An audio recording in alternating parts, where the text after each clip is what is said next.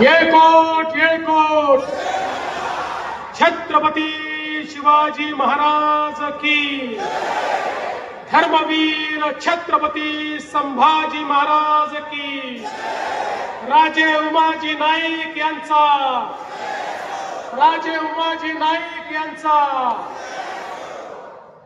हिंदवी स्वराज्याचे सरसंस्थापक छत्रपती शिवरायांना मानाचा मुजरा करतो। भारतीय राज्यघटनेचे शिल्पकार भारतरत्न डॉक्टर बाबासाहेब आंबेडकर यांना मानवंदना अर्पित करतो। आज आद्य क्रांतीवीर राजे उमाजी नाईक यांच्या जयंती सोहळ्याच्या निमित्ताने मंचावर उपस्थित असलेले छत्रपती शिवरायांचे वंशज आणि राज्याचे सार्वजनिक बांधकाम मंत्री सन्माननीय शिवेंद्रसिंह राजे भोसले, सन्माननीय आमदार विजयबापू शिवतारे, राहुलजी कुल, विक्रमजी पाचपुते, सचिनजी पाटील, आपले भटक्या विमुक्तांचा वाघ म्हणून ज्याला ओळखतात ते गोपीचंदजी पडाळकर, रणजित सिंह नाईक निंबाळकर, आणि ज्यांनी रामोशी, बेरड, बेडर सर्व समाजाला एकत्रित करून एक मोठा लढा उभारला ते आपले नेते दौलत नाना शितोळे। मंचावर उपस्थित वाल्मिकी गुरुपीठ कर्नाटकचे श्री श्री प्रसन्नानंदजी पुरी महास्वामी, प्रकाश सेठ धारीवाल, मोहनराव बदने, अंकुशराव जाधव, सन्माननीय आमचे सहकारी माजी आमदार संग्रामजी थोपटे, संजयजी जगताप, अशोकजी टेकवडे, बाबा जाधवराव, गणेश खोडे, शेखर वडणे, प्रताप पवार, प्रवीण भैया माने, हेमंत हरकरे, राहुलजी पाचरणे, हरिभाऊ लोळे, मयूर पाटील, आपले जिल्हाधिकारी श्री जितेंद्र डुडी, श्री संदीप सिंह गिल, श्री गजानन पाटील, श्री राजेंद्र रहाणे, मंचावरील सर्व मान्यवर आणि या ठिकाणी मोठ्या संख्येने उपस्थित असलेल्या माझ्या सर्व माता भगिनी आणि बंधूंनो, सर्वप्रथम इंग्रजांच्या विरुद्ध क्रांतीची ज्योत पेटवणारे आद्य क्रांतिकारक हुतात्मा राजे उमाजी नाईक यांच्या चरणी मी या ठिकाणी वंदन करतो आणि नतमस्तक होतो। आपण सगळे लोक आज त्यांच्या जयंतीच्या निमित्ताने या ठिकाणी एकत्रित आलो। आमचा रामोशी समाज, बेडर समाज, बेरड समाज, या समाजाचा इतिहास अतिशय स्वर्णिम अशा प्रकारचा इतिहास आहे। संस्कृतीचं संवर्धन करणारा, देव देश धर्माकरता लढणारा, निसर्गाचं संवर्धन करणारा, अशा प्रकारचा दराखोऱ्यांमध्ये राहणारा हा समाज, खऱ्या अर्थानं या रामोशी समाजाचं नातं तर प्रत्यक्ष प्रभू श्रीरामांची आपल्याला पाहायला मिळतं। असे श्रीरामांचे वंशज असलेले आमचे रामोशी या ठिकाणी आज उपस्थित आहे। आणि आपल्या सगळ्यांना माहिती आहे, ज्याचा उल्लेख झाला मगाशी आपण फिल्म मध्ये देखील बघितलं, मोठ्या प्रमाणात दख्खनच्या इतिहासामध्ये आमच्या रामोशी समाजाच्या वेगवेगळ्या राजांनी केलेलं कार्य हे अतिशय अतुलनीय अशा प्रकारचं कार्य आहे। पण त्याच सोबत जो इतिहास आपण बघितलेला आहे, गुलामगिरीनंतर त्या गुलामगिरीतून बाहेर पडण्याकरता ज्यावेळी छत्रपती शिवरायांनी 18 पगड जातींना एकत्रित करून त्या ठिकाणी मावळ्यांची फौज उभी केली आणि स्वराज्याचा झेंडा हा या ठिकाणी या मराठी भूमीमध्ये लावला, त्या स्वराज्याच्या झेंड्यामध्ये खऱ्या अर्थानं ज्या ज्या लोकांनी अतिशय मोलाचं योगदान दिलं त्यातले प्रमुख हे बहिर्जी नाईक होते।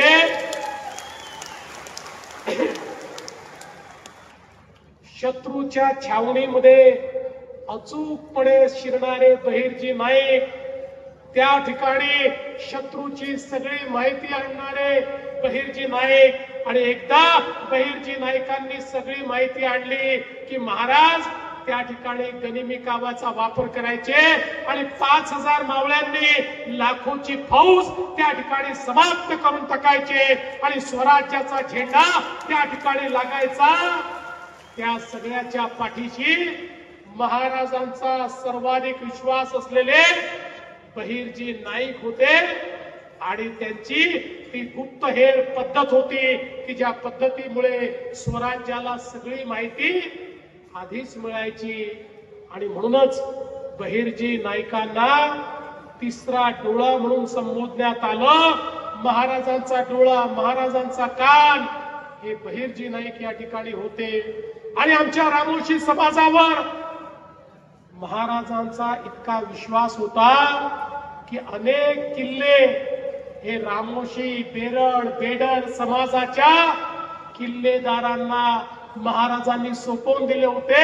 महाराजांना माहिती होतं हा रामोशी इतका प्रामाणिक आहे, जीव गेला तरी किल्ल्याचं दार कधी उघडणार नाही, गनिमाला कधी सामील होणार नाही. हा विश्वास छत्रपती शिवरायांचा आमच्या रामोशी समाजाच्या प्रती होता. आणि म्हणून स्वराज्याच्या लढाईमध्ये, देव देश आणि धर्माच्या लढाईमध्ये अग्रसर राहिलेला समाज आमचा रामोशी, बेडर, बेरड समाज हा या ठिकाणी आपल्याला पाहायला मिळतो. आणि त्यानंतर मराठेशाही ज्यावेळी हळूहळू त्या ठिकाणी कमजोर झाली आणि इंग्रजांचं राज्य उभं राहायला लागलं, या देशामध्ये ब्रिटिश ईस्ट इंडिया कंपनीने आपली पाळं मुळं खालपर्यंत नेली.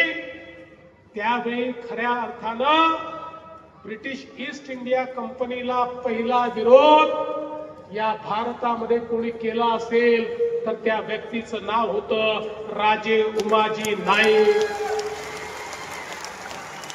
आद्य क्रांतिकारक राजे उमाजी नाईकांनी हा निर्णय घेतला की या देशामध्ये परकीयांचं राज्य चालू देणार नाही. जे स्वराज्य छत्रपती शिवरायांनी उभं केलं ते स्वराज्य परत मिळवण्याची जबाबदारी आपली आहे. आपल्या लोकांना पारतंत्र्यात ठेवायचं नाही. आणि म्हणून त्या ठिकाणी स्वर्गीय उमाजी नाईकांनी, राजे उमाजी नाईकांनी खऱ्या अर्थानं एक सेना तयार केली आणि त्या सेनेने इंग्रजांना अशा प्रकारे सळो की पळो करून सोडलं. 1820 साली रॉबर्ट नावाच्या इंग्रजी अधिकाऱ्याने एक पत्र ईस्ट इंडिया कंपनीच्या माध्यमातून इंग्रजाच्या सरकारला त्या ठिकाणी लिहिलं आणि त्यात तो म्हणतो उमाजी रामोशी समाज, उमाजींचा रामोशी समाज हा इंग्रजांच्या विरुद्ध तिरस्काराने पेटला असून तो कोणत्या तरी राजकीय बदलाची वाट पाहत आहे. जनता त्यांना मदत करीत असून कोणी सांगावे हा उमाजी राजा कोण छत्रपती शिवाजींसारखं राज्य तर स्थापन करणार नाही ना. अशा प्रकारचं पत्र हे इतिहासामध्ये उपलब्ध आहे जे खऱ्या अर्थानं त्या रॉबर्टने लिहिलं होतं. आणि मॅकॅन्टॉस सारखा अधिकारी, ज्या मॅकॅन्टॉसने खूप मोठ्या प्रमाणात इतिहास लिहून ठेवलाय, तो मॅकॅन्टॉस म्हणतो उमाजी पुढे छत्रपती शिवाजी महाराजांचा आदर्श आहे. त्याला जर फाशी दिली नसती तर तो दुसरा शिवाजी झाला असता. अशा प्रकारे मॅकॅन्टॉसने राजे उमाजी नाईक यांच्याबद्दल लिहून ठेवलेला आहे. आणि म्हणून आपण जर बघितलं 22 जुलै 1826 ला याच जेजुरीच्या कडे पठार भागामध्ये उमाजी राजे नाईकांचा राज्याभिषेक झाला. आणि त्या राज्याभिषेकानंतर या राजाने 6 वर्ष इंग्रजांना सळो की पळो करून सोडलं. इंग्रजांना जय स्थळी काष्टी पाषाणी उमाजी राजेच दिसायचे आणि इंग्रजांच्या जाचातनं स्वतःचं स्वतंत्र राज्य तर त्यांनी तयार केलंच, पण एक उत्तम प्रशासकासारखे आज्ञापत्र त्यांनी तयार केले. कारण त्यापूर्वी 1817 साली ज्यावेळी इंग्रजांच्या कैदेमध्ये ते होते त्या काळामध्ये त्यांनी लिहायला आणि वाचायला शिकून घेतलं आणि त्यानंतर राजे झाल्यानंतर स्वतःच्या हाताने आज्ञापत्र तयार केली आणि त्या आज्ञापत्राच्या माध्यमातून कुठल्याही गरीबावर अन्याय होणार नाही, कुठल्याही धार्मिक पूजेमध्ये व्यवधान येणार नाही आणि कोणीही कोणावर अत्याचार करू शकणार नाही, अशा प्रकारचे आज्ञापत्र तयार करणारे राजे उमाजी नाईक त्या ठिकाणी होते. आणि म्हणूनच एक उत्तम प्रशासक म्हणून समाजातनं मोठ्या प्रमाणात त्यांना समर्थन मिळायला लागलं. इंग्रज इतके घाबरले होते की त्या काळामध्ये 1830 साली इंग्रजांनी त्यांच्यावर 10,000 रुपयाचा एक पुरस्कार ठेवला की राजे उमाजी नाईक यांची खबर देऊन जो पकडून देईल त्याला 10,000 रुपये. तेव्हाचे 10,000 रुपये म्हणजे आताचे किती कोटी रुपये याचा आपण हिशोबच लावू शकत नाही. शेकडो कोटी रुपये आजचे. म्हणजे तुम्ही विचार करा इंग्रज राजे उमाजी नाईकांना किती घाबरले होते की त्यांनी त्या काळात सर्वाधिक त्या ठिकाणी इनाम जर कोणावर लावला असेल तर तो उमाजी नाईकांवर लावला. इंग्रजांची अवकात नव्हती उमाजी नाईकांना पकडायची, पण दुर्दैवाने काही लोकांनी फितुरी केली. बघा स्वराज्याच्या इतिहासामध्ये छत्रपती संभाजी राजेंनाही कोणी कधी पकडू शकलं नसतं. अरे देश धर्म पर मिटने वाला शेर शिवा का छावा था, महापराक्रमी परम प्रतापी एक ही शंभू राजा था. तशा छत्रपती संभाजी महाराजांनाही कोणी पकडू शकलं नसतं, पण फितुरी झाली. तशीच फितुरी राजे उमाजी नाईकांच्या बद्दलही झाली आणि राजे उमाजी नाईकांना त्या ठिकाणी पकडण्यात आलं. आणि इंग्रजांनी निर्णय घेतला की या रामोशी समाजाला, बेरड समाजाला, बेडर समाजाला आणि या भटक्या विमुक्तांना या ठिकाणी शांत करायचं असेल तर राजे उमाजी नाईकांना जाहीर फाशी दिली पाहिजे. त्यातनं यांचा उत्साह कमी होईल, यांचं तेज कमी होईल, त्या ठिकाणी कुठेतरी हे घाबरतील आणि म्हणून भर रस्त्यावर राजे उमाजी नाईकांना फाशी देण्यात आली. पण त्या फाशीने आमचा बेरड समाज, बेडर समाज, रामोशी समाज थांबणार आहे. त्यानंतरही ही लढाई अशीच त्यांनी सुरू ठेवली. बंधू भगिनींनो, या स्वातंत्र्याच्या लढाईमध्ये आमच्या आदिवासी समाजाने आणि आमच्या भटक्या विमुक्तांनी या ठिकाणी जे योगदान दिलेलं आहे, दुर्दैवाने आपल्या इतिहासाने हे योगदान कधीच लिहून ठेवलं नाही. आमच्या या समाजाच्या योगदानाला कधीच पुढच्या पिढीपर्यंत पोचू दिलं नाही. आणि इंग्रजांच्या तरी लक्षात आलं होतं की हे समाज असेच या ठिकाणी तेजस्वी राहिले तर आपण या भारतामध्ये राज्य करू शकत नाही.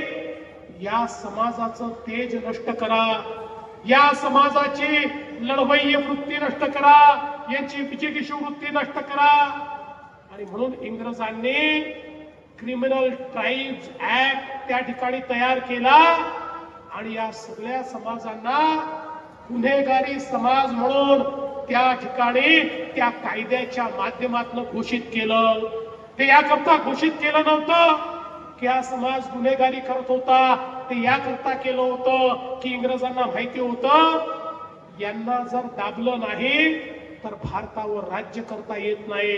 आणि म्हणून यांना गुन्हेगारी समाज करा, यांना शिक्षणापासनं वंचित करा, यांना संस्कृतीपासनं वंचित करा, यांना परंपरांपासनं वंचित करा, यांना अशा प्रकारे दाबा की ज्यातनं हा समाज कुठेतरी दबला जाईल, पिचला जाईल आणि लढणं सोडून देईल. आणि म्हणून जवळजवळ 80 वर्ष आमचा हा समाज गुन्हेगारी समाज म्हणून त्या ठिकाणी मागे पडला. आणि म्हणूनच स्वातंत्र्य मिळाल्यानंतर देखील 5 वर्षापर्यंत आम्हाला गुन्हेगारी समाज म्हणूनच त्या ठिकाणी मानलं गेलं। पण त्यानंतर गुन्हेगारी समाजाचा शिक्का आमच्या माथ्यावरनं पुसला गेला। पण 80 वर्षाच्या या सामाजिक दबावामुळे, या सांस्कृतिक दबावामुळे, या शैक्षणिक वंचिततेमुळे समाज कुठेतरी मागे पडला। दऱ्याखोऱ्यांमध्ये, कडे कपाऱ्यांवर, जंगलामध्ये वावर करत असताना समाजाचं तेज हे कुठेतरी भंग पावलं। आणि म्हणूनच आज आवश्यकता आहे पुन्हा एकदा आमच्या या समाजाला तेज राजे उमाजी नाईकांचं तेज परत करायची। आणि म्हणूनच आज आपल्या सरकारने हा जो प्रयत्न सुरू केलेला आहे तो हाच प्रयत्न आहे की आमच्या रामोशी, बेडर, बेरड समाजाला त्यांच्या इतिहासाची आठवण करून द्यायची, त्यांच्या शौर्याची आठवण करून द्यायची आणि पुन्हा एकदा या समाजाला देशाच्या आणि राज्याच्या आर्थिक प्रवाहामध्ये मुख्य धारेमध्ये आणायचं। मी दौलतनाना शितोळे तुमचं अभिनंदन करतो की तुम्ही एक अतिशय चांगल्या प्रकारचं आंदोलन या ठिकाणी उभं केलं आणि वेगवेगळ्या प्रकारच्या आपल्या संघटना असतील, बदनेजी असतील, जाधवजी असतील, MM नाना असतील, सगळे लोक हे एकत्रित झाले आणि सगळ्यांनी मिळून हा निर्णय केला की आता आमच्या समाजाला आम्ही मागे राहू देणार नाही। तर ज्या प्रकारे राजे उमाजी नाईकांनी या समाजाला एक अभिमान दिला होता, एक स्वाभिमान दिला होता, तशाच प्रकारचा स्वाभिमानी समाज आम्ही उभा करू। आणि ज्यावेळी रामोशी समाजाच्या, बेरड समाजाच्या, बेडर समाजाच्या आमच्या नेत्यांनी आम्हाला हाक दिली, त्यांच्या हाकेला आम्ही प्रतिसाद दिला आणि सांगितलं काळजी करू नका, सरकार तुमच्या पाठीशी ताकदीनं उभं राहील। बंधू भगिनींनो, आम्ही या ठिकाणी स्मारक करायचा निर्णय घेतला आणि राजे उमाजी नाईक यांची जयंती ही साजरी करण्याचा निर्णय घेतला। ही केवळ जयंती पुरतं नाहीये, तर या निमित्ताने समाजाला एकत्रित करून समाजाचा इतिहास हा पुन्हा रोपित करायचा, समाजाला हे सांगायचं अरे तुम्ही कोण आहात हे लक्षात ठेवा, तुम्हाला असं मागे राहून चालणार नाही। या ठिकाणी इंग्रजांच्या कुटील डावामुळे तुम्ही मागे राहिला असाल, पण आता मागे राहता कामा नये। आता येणाऱ्या पिढ्या या आमच्या पिढ्या पुढेच जाणार आहेत, आमच्या पिढ्यांना कोणी थांबवू शकत नाही। हे सांगण्याकरता खऱ्या अर्थानं हे कार्यक्रम आपण हातामध्ये घेतले आहेत आणि म्हणूनच राजे उमाजी नाईक आर्थिक विकास महामंडळ हे आपण सुरू केलं आहे। आणि आता मला सांगताना नाना आनंद वाटतो, मागच्याच कॅबिनेट मध्ये आम्ही निर्णय केला आता 2 लाख पर्यंतच्या कर्जाला कोणतंही तारण लागणार नाही, बिना कारणाचं कर्ज मिळेल आणि 15 लाखापर्यंत बिनव्याजी कर्ज आमच्या रामोशी तरुणांना त्या ठिकाणी देण्यात येईल। महामंडळाचे व्यवस्थापक या ठिकाणी आहेत, त्यांना मी सूचना करतो, शेवटी समाजामध्ये जागृती कमी आहे, नेते फिरतायत, पण तुम्ही देखील स्वतः समाजातले तरुण हुडकून काढा, त्या तरुणांना प्रशिक्षणाच्या योजना सुरू करा, त्या प्रशिक्षणानंतर त्यांना कर्ज द्या आणि त्यांना आपल्या पायावर उभं करा। नोकऱ्या मागणारे नाही, नोकऱ्या देणारे रामोशी तरुण या महामंडळाच्या माध्यमातून आपल्याला घडवायचे। खरं म्हणजे या तरुणाईच्या हातामध्ये खूप ताकद आहे, क्षमता आहे, त्याला योग्य वाट आपल्याला मिळवून द्यायची आहे।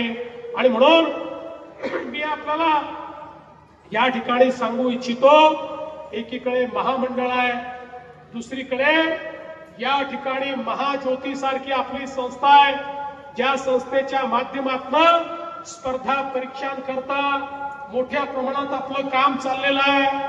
पण मला एक गोष्ट या निमित्ताने सांगायची आहे, आमचा रामोशी समाज छत्रपती शिवरायांनी गडांची जबाबदारी त्यांच्यावर दिली होती, सुरक्षेची जबाबदारी दिली होती, पारंपरिक पद्धतीने तो सुरक्षा करतोय आणि म्हणून आपल्या आर्थिक विकास महामंडळाने आणि सारथीने मिळून एक प्रशिक्षणाची योजना तयार करायची, जे प्रशिक्षण आमच्या रामोशी, बेरड आणि बेडर समाजाकरता त्यांना पोलीस भरतीमध्ये जास्तीत जास्त प्रशिक्षण मिळेल याकरता ही योजना तयार करायची, ज्या माध्यमातून प्रशिक्षित होऊन आमच्या पोलीस भरतीमध्ये आमच्या रामोशी, बेरड आणि बेडर समाजाचे जास्तीत जास्त तरुण आणि तरुणी देखील त्या ठिकाणी गेल्या पाहिजे, याकरता एक नवीन योजना येत्या काळामध्ये आपण सुरू करू आणि त्यातनं निश्चितपणे हे कार्य आपण पुढे नेऊ.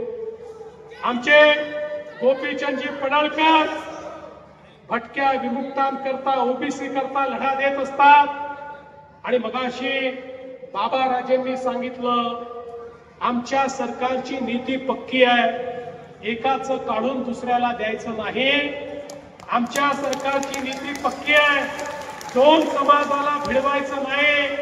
अरे इंग्रजांची नीती हीच तर होती, इंग्रजांनी आपल्या समाजाला त्या ठिकाणी एकमेकाशी त्या ठिकाणी झुंजवत ठेवलं, या समाजाला विभाजित ठेवलं आणि म्हणून इंग्रजांनी राज्य केलं. आपल्याला सगळ्यांना सोबत घेऊन राज्य करायचं आहे, त्यामुळे याचं करायचं त्याला द्यायचं ही नीती आमची नाही. आणि म्हणून परवा मराठा समाजाच्या हिताचा विचार करताना ओबीसी समाजाचं अहित होणार नाही याला आम्ही प्राधान्य दिलं आणि तशाच प्रकारचा निर्णय आम्ही केला. आणि मला आपल्याला सांगितलं पाहिजे, विशेषतः मराठवाड्यामध्ये इंग्रजांचं शासन नव्हतं. मराठवाड्यामध्ये 1948 पर्यंत निजामाचं शासन होतं. त्यामुळे मराठवाड्यामध्ये एखाद्याला जर कास्ट सर्टिफिकेट पाहिजे असेल तर इंग्रजांचे रेकॉर्ड नाही आहेत. महाराष्ट्राच्या इतर सगळ्या भागामध्ये आपण जर एखाद्याला जातीचं प्रमाणपत्र पाहिजे तर इंग्रजकालीन रेकॉर्ड उपलब्ध आहे, तो रेकॉर्ड काढतो आणि त्या आपल्या जातीप्रमाणे तो प्रमाणपत्र मिळवतो. पण मराठवाड्यात ते मिळत नव्हतं, कारण मराठवाड्याचे सगळे रेकॉर्ड हे हैदराबाद गॅझेटमध्ये होते आणि म्हणून आपण इंग्रजांचे रेकॉर्ड उपलब्ध नाही म्हणून हैदराबादचे गॅझेट मधले रेकॉर्ड चालतील अशा प्रकारचा निर्णय घेतलेला आहे. त्यामुळे ज्याच्याकडे नोंद असेल त्यालाच सर्टिफिकेट मिळणार आहे, सरसकट सर्टिफिकेट नाही. नोंद असलेल्यालाच त्या ठिकाणी सर्टिफिकेट मिळण्याच्या संदर्भात सोपी कार्यपद्धती आपण केली. यामुळे मराठा समाजाचा खरी नोंद असलेला जो व्यक्ती आहे तो वंचित राहणार नाही, त्याला त्याचा फायदा होणार आहे. पण त्याच वेळी ओबीसी समाजाच्या ताटातलं कुठेही काढून घेण्याचं काम आम्ही केलेलं नाही. आणि म्हणून हा निर्णय असा आहे की या निर्णयामुळे मराठा समाजाचं तर हित झालं आहे, पण ओबीसी समाजाचं बिलकुल अहित आम्ही होऊ दिलेलं नाही. आणि मी या ठिकाणी सांगतो, जोपर्यंत हे सरकार आहे, काहीही झालं तरी ओबीसीचं अहित आम्ही होऊ देणार नाही. ओबीसीचं मंत्रालय तयार करणारं हे सरकार आहे, महाज्योती तयार करणारं हे सरकार आहे, ओबीसीची महामंडळं सक्षम करणारं हे सरकार आहे, 13 वेगवेगळी महामंडळं तयार करणारं हे सरकार आहे, ओबीसी करता परदेशी शिष्यवृत्ती देणारं हे सरकार आहे, ओबीसी करता फी प्रतिपूर्ती करणारं हे सरकार आहे, ओबीसी करता 42 हॉस्टेल तयार करणारं हे सरकार आहे, ओबीसी करता प्रशिक्षणाच्या योजना तयार करणारं हे सरकार आहे. याचं कारण आम्हाला हे माहिती आहे की जोपर्यंत छत्रपती शिवरायांसोबत लढणाऱ्या 18 पगड जातींना आम्ही मुख्य धारेमध्ये आणणार नाही, तोपर्यंत शिवकार्य कधीच पूर्ण होऊ शकत नाही. ओबीसींचा त्या ठिकाणी उत्थान, ओबीसींचा विकास म्हणजे शिवकार्य आहे आणि ते शिवकार्य केल्याशिवाय हे सरकार कधीच थांबणार नाही. आणि म्हणून कोणीही मनात शंका आणू नका, आम्ही दबावापोटी काम करत नाही, आम्ही समाजाच्या प्रेमापोटी काम करतो. त्यामुळे कुठलाही समाज मागण्या घेऊन आल्यानंतर त्या समाजाच्या योग्य मागण्या या निश्चितपणे पूर्ण करण्याचं काम हे आमचं सरकार यापुढेही करेल। आणि दौलत राणा, काळजी करू नका, तुम्ही संकोच करत होता, तुम्ही म्हणत होता मागण्या तर अनेक झाल्या पण अजून मागण्या आहेत। समाजाच्या मागण्या तरी संपत नसतात, त्या संपली की दुसरी मागणी मागायची असते आणि तुम्ही मागत राहा आणि आम्ही देत राहू। आणि आम्ही का देऊ माहितीये? तुम्ही आम्हाला निवडून दिलं म्हणून देऊ शकतो, त्यामुळे आम्ही काही आमच्या पदरचं देत नाही, आमच्या खिशातलं देत नाही। आम्हाला तुम्ही देण्याचा अधिकार दिला म्हणून जे तुमचं आहे ते तुम्हाला आम्ही देतो आहे। त्यामुळे तुम्ही मागत राहा, जेवढी क्षमता असेल तेवढ्या क्षमतेनं देत राहू। आणि छत्रपती शिवाजी महाराजांनी जो मार्ग दाखवला, ज्या मार्गावर राजे उमाजी नाईक देखील चालले, त्याच मार्गाने 18 पगड जातींना सोबत घेऊन या महाराष्ट्रातल्या दीन दलित, गोरगरीब, आदिवासी, शेतकरी, शेतमजूर, ओबीसी, मराठा, अल्पसंख्याक सगळ्यांना सोबत घेऊन आमचं राज्य हे पुढे जात राहील, हा विश्वास या निमित्ताने व्यक्त करतो आणि माझं बोलणं संपवतो। धन्यवाद। जय हिंद, जय महाराष्ट्र।